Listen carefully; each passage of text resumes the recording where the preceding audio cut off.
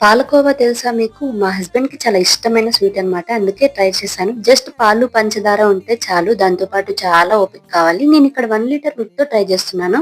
1 litre మిల్క్‌ని కొంచెం మందంగా ఉండే గిన్నెలో పోసుకొని, మనం మిక్స్ చేసి ఆ 1 లీటర్, హాఫ్ లీటర్ నుండి పావు లీటర్ అవుతాయి. అలా అయితూ ఉన్నప్పుడు కంటిన్యూషన్‌గా మీగడ పెట్టకుండా మిక్స్ చేస్తూనే ఉండాలి. ఈ కన్సిస్టెన్సీ వచ్చాక మనం 1 లీటర్ మిల్క్‌కి 120 గ్రామ్స్ షుగర్ యాడ్ చేసుకొని ఇంకా మిక్స్ చేస్తూనే ఉండాలి. ఇది చాలా క్రూషియల్ టైం. మీగడ కట్టేస్తూ ఉంటుంది, మాడిపోతూ ఉంటుంది. సో, ఖచ్చితంగా మిక్స్ చేస్తూనే ఉండాలి. పంచదార ఏసాక కొంచెం లూజ్ అయిద్ది. భయపడకండి నాలాగా. మళ్ళీ మిక్స్ చేస్తూనే ఉండాలి. కొంచెం గట్టిగా ప్రెస్ చేస్తూ మిక్స్ చేస్తే అది మనకి కొంచెం రవ్వగా కాకుండా స్మూత్‌గా అవుతుంది.